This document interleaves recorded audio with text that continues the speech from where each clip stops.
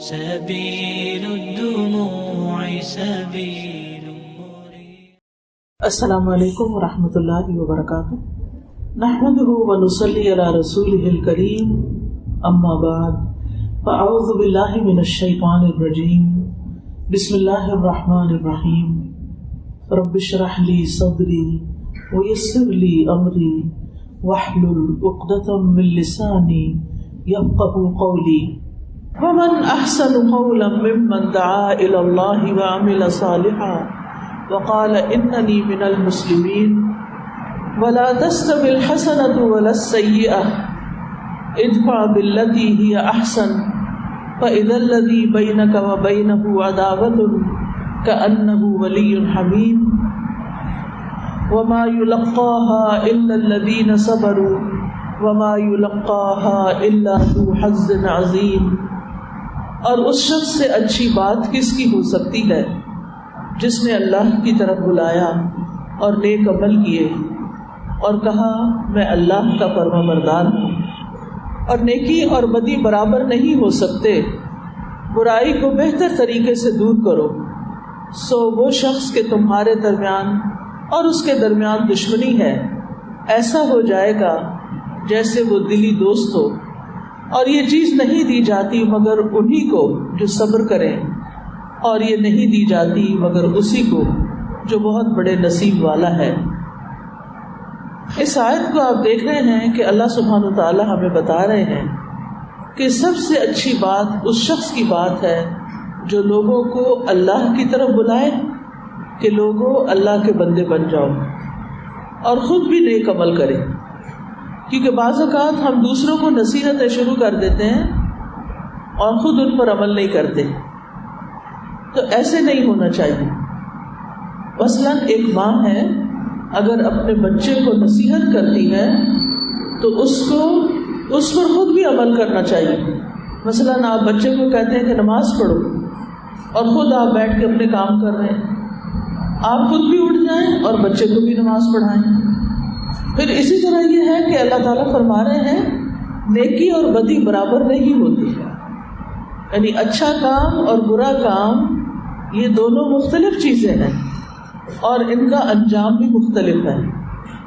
آپ کسی کے ساتھ اچھا سلوک کرتے ہیں تو اس کا نتیجہ کچھ اور نکلے گا، اور اگر آپ کسی کے ساتھ برا سلوک کرتے ہیں تو اس کا نتیجہ کچھ اور نکلے گا. تو اس لیے بہت ضروری ہے کہ انسان اس دنیا میں رہتے ہوئے اپنی طرف سے دوسروں کے ساتھ اچھا سلوک کرے. اگر کسی کے ساتھ کوئی دشمنی ہو، کسی کے ساتھ کوئی تعلقات خراب بھی ہو، تو انسان دوسرے سے سوری کر لے، معافی مانگ لے، اور دوسرے کو بھی چاہیے کہ اس کو معاف کر دے. اور پھر اگر مسلمانوں کے درمیان اس طرح کے تعلقات ہوں تو آپ دیکھیں گے کہ آپس میں زندگی بہت خوبصورتی کے ساتھ گزرے گی، یعنی جب ایک دوسرے کو معاف کرتے رہیں گے. اور پھر آپ دیکھیں کہ اللہ تعالیٰ وعدہ فرما رہے ہیں کہ اگر تم برائی کو اچھے طریقے سے دور کرو گے تو تمہارے اور اس شخص کے درمیان جو دشمنی ہے وہ ختم ہو جائے گی، اور ایسے ہو جائے گا جیسے دلی دوست ہو. اور یہ کس چیز کا نتیجہ ہے؟ اچھے سلوک کا نتیجہ، اچھے رویے کا نتیجہ. تو اس سے ہمیں یہ پتہ چلتا ہے کہ ہم دوسروں کو معاف کرتے رہیں، درگزر سے کام لیں. تو اس میں آپ دیکھیے کہ وَمَا يُلَقَّاهَا إِلَّا الَّذِينَ صَبَرُوا، یہ چیز، یہ توفیق نہیں ہوتی کس چیز کی؟ معاف کرنے کی، مگر انہی لوگوں کے اندر یہ چیز ہوتی ہے جن کو اللہ نے صبر کی توفیق دی. صبر والے جو ہیں وہی دوسروں کو معاف کر سکتے ہیں. تو قرآن مجید میں ہمیں بارہا ایک دوسرے کو معاف کرنے کا حکم دیا گیا ہے. ہم انسان ہیں، ہم کمزور ہیں، ہم سے غلطیاں ہو جاتی ہیں، ہم ایک دوسرے کے ساتھ زیادتی بھی کر جاتے ہیں، لیکن اس کا حل کیا ہے کہ ہم ایک دوسرے کو معاف کر دیا کریں، درگزر سے کام دیا کریں. قرآن مجید میں اللہ تعالیٰ فرماتے ہیں وَإِن تَعْفُوا وَتَصْفَحُوا وَتَغْفِرُوا فَإِنَّ اللَّهَ غَفُورٌ رَحِيمٌ، کہ اگر تم معاف کر دو، درگزر کرو بخش دو تو بے شک اللہ بے حد بخشنے والا نہایت رحم فرمانے والا ہے. 3 لفظ استعمال ہوئے معاف کرنے کے لیے. معاف کرنا، درگزر کرنا، بخش دینا. پہلا ہے عفو، دوسرا ہے صفح اور تیسرا ہے غفران. عفو کا مطلب ہوتا ہے کسی کی غلطی کو اگنور کر دینا، کوئی بات نہیں چلو ہو جانا. اور صفح کا مطلب ہوتا ہے ملامت بھی نہ کرنا.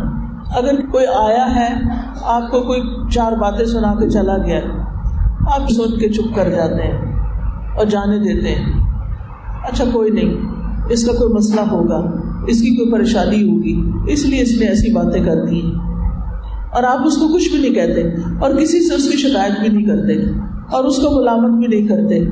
یہ بڑے دل گردے کا کام ہے، لیکن ایسے لوگ بھی ہوتے ہیں.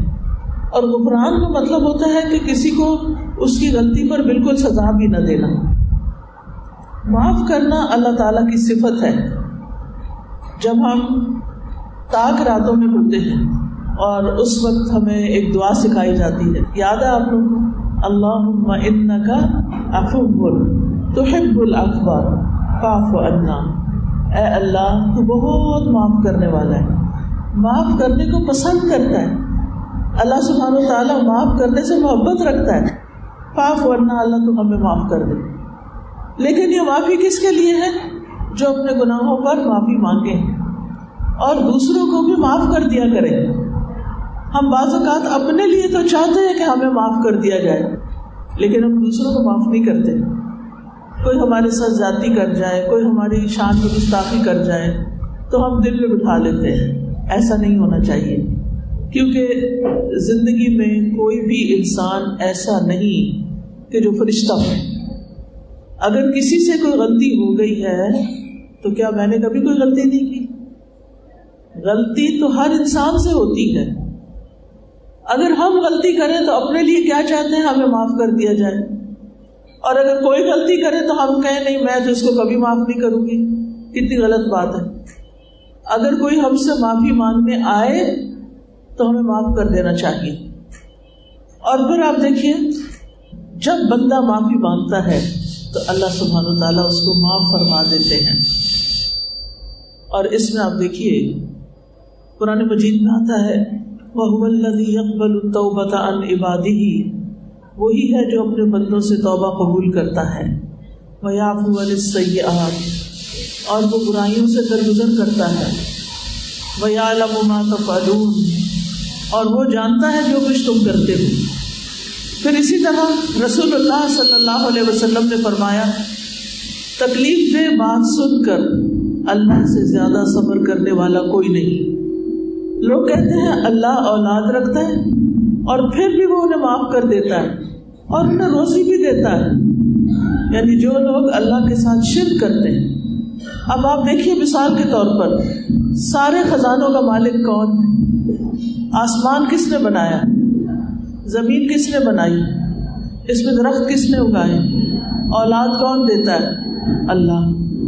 تو آپ دیکھیے کہ جب سب کچھ اللہ دیتا ہے، ساری طاقت، ساری قدرت، رزق کے خزانے، سب کچھ اس کے ہاتھ میں، پھر بھی کچھ لوگ قبروں پہ جا کے مانگتے ہیں نا ایسے لوگ.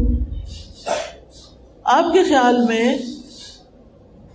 جو خود قبر میں مٹی کے نیچے ہے اپنے لیے کچھ نہیں کر سکا، وہ آپ کے لیے کچھ کرے گا؟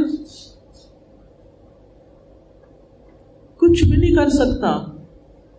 یہ بہت بڑا شرک ہے اور یہ شرک معاف نہیں ہوگا. اس لیے بہت ضروری ہے کہ ہم سب سے پہلے اللہ کو ایک مانے اور ساری طاقت کا مالک بھی اسی کو مانے اور اس کی شان میں کوئی کمی کوتاہی نہ کرے. رزق بھی اسی سے مانگے، اولاد بھی اسی سے مانگے، صحت بھی اللہ سے مانگے، پریشانیوں کا حل بھی اللہ سے مانگے. ٹھیک ہے نا؟ صرف یہ نہ کہیں کہ ہمارے باپ دادا ایسے کرتے تھے اس لیے ہم ایسے کرتے ہیں. باپ دادا نے اگر کوئی غلطی کی ہے تو ہمیں وہ غلطی دہرانی نہیں چاہیے. ہمیں کیا کرنا چاہیے؟ جو قرآن مجید نے ہمیں سکھایا ہے اس کے مطابق چلنا چاہیے. نبی صلی اللہ علیہ وسلم نے اپنی ذات کے لیے کبھی کسی سے انتقام نہیں لیا تھا.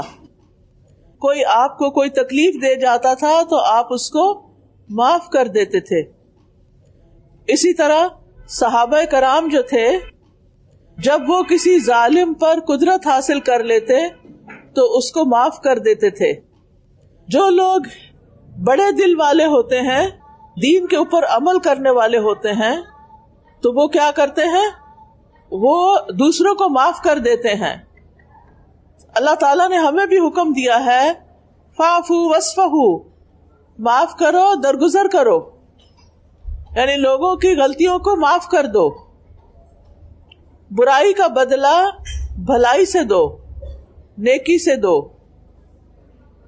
لیکن شیطان جو ہے وہ بندوں کو اس طرف نہیں آنے دیتا. شیطان اکساتا ہے.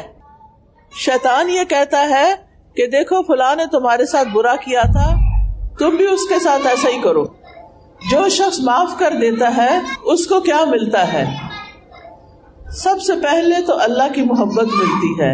اب میں معاف کرنے کے فائدے بتا رہی ہوں آپ کو، ان کو اپنے پاس نوٹ کر لیں کہ اگر میں نے کسی کو معاف کر دیا، کیونکہ آپ دیکھیں روز ہی تو کوئی نہ کوئی جھگڑا لڑائی ہو جاتی ہے، کبھی میاں بیوی کے بیچ میں، کبھی بہن بھائیوں کے ساتھ، کبھی رشتہ داروں کے ساتھ، تو پھر گاڑی سٹک ہو جاتی ہے.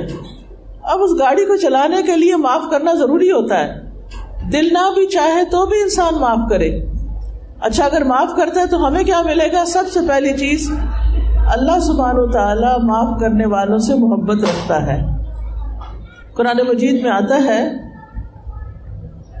کہ وَالْكَاظِمِينَ الْغَيْظَ وَالْعَافِينَ عَنِ النَّاسِ وَاللَّهُ يُحِبُّ الْمُحْسِنِينَ، کہ اللہ کے پسندیدہ بندے جن کو جنت ملنے والی ہے وہ کون ہیں؟ وہ غصے کو پی جانے والے ہیں. یعنی غصہ آتا ہے لیکن ظاہر نہیں کرتے، لوگوں کو معاف کرنے والے ہیں. اور اللہ نیکی کرنے والوں سے محبت رکھتا ہے. پھر جو شخص کسی کو معاف کرے گا اللہ تعالیٰ اس کو معاف کر دے گا. یعنی اگر ہم کسی کو معاف کرتے ہیں تو ہمیں بھی گناہوں کی معافی مل جائے گی. تیسری چیز یہ کہ اس شخص کو اللہ کی مدد ملے گی، فرشتوں کا ساتھ ملے گا. یعنی جو کسی کو معاف کر دیتا ہے تو اللہ سبحانہ وتعالی اس کی ضرور مدد فرماتا ہے. حدیث میں آتا ہے جس بندے پر ظلم ہو اور وہ اللہ کی خاطر اس پہ خاموشی اختیار کر لے، ظاہر نہ کرے، اللہ اس کی مدد ضرور فرماتا ہے. سبحان اللہ، اللہ اس کی مدد ضرور فرماتا ہے. تو ہمیں اللہ کی مدد چاہیے نا. ہم میں سے ہر ایک کو اللہ سبحانہ تعالیٰ کی مدد چاہیے اپنے روزمرہ کے کاموں کے لیے. تو اگر ہم چاہتے ہیں کہ اللہ تعالیٰ ہماری مدد فرمائے تو ہمارے لیے کیا ضروری ہے کہ ہم دوسروں کو معاف کر دیں، غصہ پی جائیں. پھر آپ دیکھیں کہ جب تک آپ معاف نہیں کرتے نا آپ کے دل میں آگ لگی رہتی ہے، آپ کے دل کے اندر انتقام ہوتا ہے، آپ نفرت سے بھرے ہوئے ہوتے ہیں اور آپ اپنا سکون برباد کر دیتے ہیں. ہر وقت سوچ سوچ کے اس نے میرے ساتھ یہ کیوں کیا، میں اس کے ساتھ اب ایسا کروں گی. اچھا آپ کا اپنا سکون برباد ہے. لیکن جب آپ معاف کر دیتے ہیں تو آپ کو سکون آ جاتا ہے، آپ کے دل کا بوجھ اتر جاتا ہے. جاؤ میں نے اللہ کی خاطر معاف کر دیا. پھر آپ دیکھیں معاف کرنے سے عزت میں اضافہ ہوتا ہے، معاف کرنے والے کا ہاتھ اوپر ہوتا ہے. رسول اللہ صلی اللہ علیہ وسلم نے فرمایا درگزر کیا کرو اللہ تمہیں عزت دے گا. درگزر کیا کرو اللہ تمہیں عزت دے گا. ایک اور حدیث میں آتا ہے صدقہ مال کو کم نہیں کرتا اور معاف کرنے سے اللہ بندے کی عزت میں اضافہ ہی کرتے ہیں. اور جو اللہ کے لیے تواضع اختیار کر لیتا ہے اللہ تعالیٰ اس کو بلندی عطا کر دیتے ہیں. پھر اسی طرح گناہ جتنا بڑا ہو، دوسرے کی زیادتی جتنی بڑی ہو، اسے معاف کرنا اتنا ہی بڑا اجر کا باعث بنتا ہے. یعنی جتنی بڑی تکلیف ہے اتنا بڑا اجر ہے. اسی طرح رسول اللہ صلی اللہ علیہ وسلم نے فرمایا اللہ عز و جل کے نزدیک غصے کے اس گھونٹ سے زیادہ افضل گھونٹ کسی بندے نے نہیں پیا جو وہ اللہ کا چہرہ چاہنے کے لیے پیتا ہے. یعنی صرف اللہ کو دیکھنے کے لیے, اللہ کے دیدار کے لیے وہ دوسروں کو معاف کر دیتا ہے. ایسے بندے کا اجر اللہ تعالیٰ اپنے ذمہ لے لیتا ہے. یعنی جو دوسرے کو معاف کرتا ہے اللہ تعالیٰ اس کا ذمہ خود لے لیتا ہے. قرآن مجید میں آتا ہے فمن عفا واصلح فاجرہ علی اللہ. تو جس نے معاف کر دیا اور اصلاح کر لی اس کا اجر اللہ کے ذمے ہو گیا. قیامت کے دن بھی بہترین اجر ملے گا. رسول اللہ صلی اللہ علیہ وسلم نے فرمایا جو آدمی اپنے غصے کو نافذ کرنے کے باوجود پی گیا, یعنی وہ غصہ کر سکتا تھا پھر بھی چپ کر گیا, قیامت کے دن اللہ تعالیٰ اس کے دل کو امیدوں سے بھر دے گا. اس کے دل میں خوشی ہوگی کہ اللہ تعالیٰ مجھے معاف کر دے گا آج. اور اسی طرح قیامت کے دن اللہ تعالیٰ اس بندے کی عزت بڑھا دے گا. نبی صلی اللہ علیہ وسلم نے فرمایا 3 قسم کے لوگ جنت میں جانے والے, جنتی ہیں. نمبر 1 رحم اور شفقت کرنے والا, دوسروں پر مہربانی کرنے والا, اچھا سلوک کرنے والا. پھر اسی طرح وہ شخص جو ہر قرابت دار اور ہر مسلمان کے لیے نرم دل ہوتا ہے, ایسا شخص جنت میں جائے گا. جو شخص معاف کرنا جانتا ہے اس کے دوست بہت ہوتے ہیں, اور جو شخص معاف نہیں کرتا اس کے دوست بھی اس کے دشمن بن جاتے ہیں, کیونکہ کسی نہ کسی وقت غلطی تو لوگوں سے ہو ہی جاتی ہے. تو پھر اگر آپ معاف نہیں کر رہے تو پھر آپ کے پاس کون ٹکے گا. معاف کرنے سے آپس میں محبت پیدا ہو جاتی ہے. اس میں آپ دیکھیے کہ ایک واقعہ آتا ہے. ایک شخص جو تھا وہ گورنمنٹ میں ملازم تھا, تو اس کی تبدیلی لاہور سے کراچی ہو گئی, یعنی ٹرانسفر ہو گئی. تو اس کو ریل گاڑی سے کراچی جانا تھا. وہ اسٹیشن پہ پہنچا, ٹکٹ خریدی, گاڑی جس لائن پہ کھڑی تھی اس کو وہاں جانا تھا. اس نے سامان اٹھانے کے لیے کلی کو بلایا اور کہا بھائی میرا سامان تم گاڑی تک پہنچا دو. کلی نے سامان اٹھایا اور اس کے پیچھے پیچھے وہ شخص چل پڑا. چونکہ وقت بے حد کم تھا اس لیے وہ شخص تیزی سے پلیٹ فارم کی طرف چل رہا تھا. پیچھے سے کلی بھی سامان اٹھا کر بھاگا. وہ آدمی تیز تیز چل کے پلیٹ فارم پر بوگی کے دروازے پہ جلدی سے پہنچ گیا, لیکن بھیڑ زیادہ تھی تو کلی پھنس گیا ادھر ہی. اب وہ شخص بار بار رستے کو دیکھ رہا تھا کہ کلی کدھر گیا, کلی کا تو نام نشان نہیں تھا. اتنے میں گارڈ نے وسل دے دی, گاڑی چل پڑی. اب وہ خود بھی اس پہ نہیں چڑھ سکتا تھا, کیونکہ اگر وہ چڑھ کے چلا جاتا سامان پیچھے رہ جاتا. تو اس کو ٹرین چھوڑنی پڑی, ٹرین مس ہو گئی. اب آپ سوچیں کہ اس شخص کو کتنا افسوس ہوگا, کتنا غصہ آیا ہوگا کہ کلی نے میرا سامان نہیں پہنچایا اور میری ٹرین مس ہوگی, میرا ٹکٹ ضائع ہو گیا. اب گاڑی دور جا رہی تھی, مسافر ہاتھ ہلا ہلا کے اپنے رشتہ داروں کو رخصت کر رہے تھے. جب پلیٹ فارم میں لوگوں کا رش کم ہوا تو سامنے سے کلی جو ہے وہ پسینے سے شرابور سامان اٹھائے ہوئے اس کے پاس آ گیا جس کا سامان تھا. کلی جب قریب آیا تو اس کی شکل پہ بہت پریشانی اور شرمندگی اور افسوس تھا. کہنے لگا صاحب مجھے معاف کر دیں, میں نے بڑی کوشش کی لیکن بھیڑ کی وجہ سے میں نہیں پہنچ سکا. وہ بہت غصے میں تھے, لیکن سوچا کہ گاڑی تو ویسے بھی مس ہو گئی ہے, اب اگر میں اس کلی کو قتل بھی کر دوں تو گاڑی نے واپس نہیں آنا, لہذا غصہ کرنے کا تو کوئی فائدہ ہی نہیں نا. کوئی بات نہیں, اللہ کو ایسا ہی منظور تھا, ایسا ہی ہونا تھا, اللہ کی مرضی کو کون ٹال سکتا ہے. چلو میں آج نہیں کل چلا جاؤں گا, ایک دن کی بات ہے. تو اس شخص نے کلی کو بڑا پیار سے مسکرا کے جواب دیا. جیسے ہی کلی نے سنا کہ صاحب غصے میں نہیں ہیں تو اس کا چہرے پر بھی سکون آیا اور اس نے سامان اٹھا کے کہا لائے میں آپ کا سامان اٹھا لیتا ہوں, یہاں قریب ہی ایک ریسٹ ہاؤس ہے, وہاں پر آپ چلیں. کلی نے ریسٹ ہاؤس میں سامان رکھا اور باہر نکل آیا.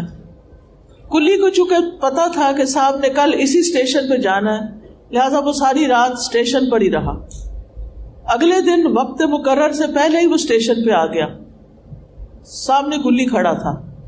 اس نے بھاگ کے گرم جوشی سے ہاتھ ملایا ایسے جیسے دونوں بڑے دوست ہوں، سامان اٹھایا، کہنے لگا صاحب آپ کی ایڈوانس بکنگ میں کر چکا ہوں، آپ چلیں۔ کلی نے سامان سر پہ رکھا، دونوں پلیٹ فارم کی طرف جانے لگے۔ گاڑی کے پاس پہنچ کے صاحب نے بٹوے سے پیسے نکال کے کلی کو دینے چاہے، کلی نے انکار کر دیا، نہیں میں پیسے نہیں لوں گا کیونکہ میری غلطی سے آپ کی ٹرین مس ہو گئی۔ تو انہوں نے بڑی کوشش کی کہ وہ ٹرین کا کرایہ ہی کم از کم لے لیں کیونکہ کلی نے پیسے دیے تھے، لیکن کلی کسی صورت نہیں مانا۔ اس نے صاف کہہ دیا کہ مجھے آپ پیسے نہیں دیں گے تو میں زیادہ خوش ہوں گا، مجھے پیسے نہیں لینے۔ کلی نے اس کو گاڑی میں بٹھا دیا، پاس بیٹھ گیا، گپ شپ لگائی، باہر آ کر کھڑکی کھولی اور پھر کھڑکی میں کھڑے ہو کے صاحب سے باتیں کرنے لگا۔ کلی اس کو احسان مند نظروں سے بار بار دیکھ رہا تھا۔ اتنے میں گاڑی سٹارٹ ہوئی، گاڑی کے ساتھ چلتا چلتا صاحب سے باتیں کرنے لگا۔ گاڑی کی رفتار تیز ہوئی تو وہ اپنے انداز میں اس کو خدا حافظ کر رہا تھا۔ صاحب نے کھڑکی سے ہاتھ ہلا کے اس کو الوداع کیا۔ اس کو یوں محسوس ہوا کہ اس محبت، مان اور چاہت سے، یعنی اتنی محبت اور اتنے مان اور اتنی چاہت سے تو کبھی اس کے کسی عزیز دوست اور پیارے نے بھی اس کو رخصت نہیں کیا تھا۔ ٹرین چلی تو کلی نے سوچا کہ میں ناشتہ کر لوں۔ جیب میں ہاتھ ڈالا تو جیب میں سے کئی نوٹ نکلے، پتا چلا کہ 3000 روپے تھے۔ اس نے آسمان کی طرف دیکھا اور رو کے صاحب کو دعا دی، اللہ کا شکر ادا کیا کہ جو صاحب تھا اس نے بغیر محسوس کرائے اس کی جیب میں پیسے ڈال دیے تھے۔ 20 سال بعد صاحب نے اپنی ڈائری نکالی اور اس میں لکھا تھا، اس کلی کی وجہ سے لیٹ ہونے کا جو غم تھا وہ تو رات کو ہی ختم ہو گیا، لیکن اس کی محبت بھری الوداعی نظر آج 20 سال گزر جانے کے بعد بھی میرے دل میں ٹھنڈک پیدا کر دیتی ہے۔ مجھے ٹرین لیٹ ہونے کا غم اور افسوس نہیں، افسوس اس بات کا ہے کہ ایک محبت بھرا انسان میں اسٹیشن پہ چھوڑ آیا ہوں۔ اب یہ بندہ گالیاں دے کے بھی اپنے غصے کا اظہار کرتا، پھر اپنا سامان خود اٹھا کے جاتا کیونکہ ٹرین تو چلی گئی تھی۔ کلی بھی اس کی بری بھلی باتیں سن کے چلا جاتا، لیکن چونکہ صاحب نے معاف کر دیا تھا، اس کا نتیجہ یہ ہوا کہ کلی نے احسان مانا اور سامان اٹھا کے ریسٹ ہاؤس چھوڑا، ایڈوانس ٹکٹ لے لیا، سامان اٹھا کے گاڑی میں رکھا، دعائیں دی، محبت دی۔ یہ نتیجہ ہے کس کا؟ معاف کرنے کا۔ جب ہم انتہائی غصے کے وقت معاف کر دیتے ہیں تو یہ نتیجہ نکلتا ہے۔ بعض اوقات ایسا ہوتا ہے نا کہ کسی کی وجہ سے ہم لیٹ ہو جاتے ہیں، مثلا آپ نے کہیں ٹائم پہ پہنچنا ہے، جس نے آپ کو لے کے جانا ہے وہ واش روم چلا جاتا ہے۔ آپ کے بچے ایسے کرتے ہیں نا، کئی دفعہ آپ اسے کہتے ہیں کہ میں نے 4 بجے ڈاکٹر کے پاس پہنچنا ہے، میرے ساتھ جلدی سے لے چلو مجھے، میں کھڑی ہوئی ہوں۔ اچھا ماما میں ابھی آتا ہوں، اور جا کے واش روم میں گھس جاتا ہے۔ اب وہ مجبور ہے، اس کے پیٹ میں درد شروع ہو گئی، اس نے 5 منٹ کے بجائے 10 اور 15 منٹ لگا دیے۔ اب جب بچہ واپس آتا ہے تو آپ کیا کرتے ہیں؟ اس وقت کیا کرتے ہیں؟ چیخنا، چلانا، اور ہو سکے تو ایک ہاتھ لگا دینا اور سارا رستہ بڑبڑاتے جانا، اور میں لیٹ ہو گئی ہوں اور ایسا ہو گیا اور ویسا ہو گیا ہے۔ اب آپ دیکھیں اس سے ماں اور بیٹے کے درمیان کتنی محبت پیدا ہوگی، بتائیں مجھے، پیدا ہوگی؟ اگر ماں تھوڑا سا صبر کر لے، بیٹا کیا ہو گیا تھا، خیریت تھی، اتنی دیر کیوں ہو گئی؟ ماما پیٹ میں درد تھی، اچھا چلو پھر اب بیٹھو، دھیان سے گاڑی چلاؤ، اللہ کرے کہ ہمیں اپائنٹمنٹ مل جائے۔ اور راستے میں آپ نے ایک لفظ نہیں اس کی دوبارہ بات کرنی کہ تم نے لیٹ کرا دیا، تم نے لیٹ کرا دیا، نہیں، اس لیے کہ جو ہونا تھا ہو چکا۔ اب کیا ہے؟ اب آگے کی دیکھو، اللہ کرے گا تو اس معاف کرنے کا بدلہ، میں نے ابھی بتایا نا، جو کسی کو معاف کر دیتا ہے اس کا اجر کس کے ذمہ ہوتا ہے؟ اللہ کے ذمہ ہوتا ہے۔ یہ فائدہ ہوتا ہے معاف کرنے کا۔ تو آپ نے تو اجر اللہ سے لینا ہے نا۔ اور ہو سکتا ہے کہ جب آپ ہسپتال پہنچے تو ڈاکٹر آپ ہی کا انتظار کر رہا ہو اور سارے مریض چلے گئے ہوں، رش نکل گیا ہو، اور بہت تسلی اور سکون سے آپ کو دیکھے۔ یہ کبھی نہیں ہو سکتا کہ آپ کسی کے ساتھ بھلا کریں اور آپ کو اس کا صلہ نہ ملے.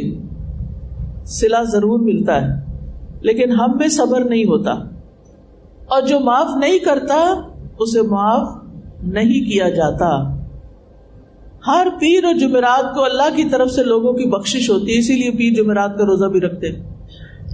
لیکن جو لوگ آپس میں لڑے ہوئے ہوتے ہیں, آپس میں بات نہیں کرتے, ایک دوسرے کو معاف نہیں کرتے, ان کو کہا جاتا ہے کہ ان کو مہلت دو حتیٰ کہ یہ صلح کر لے, پھر ان کی معافی ہوگی.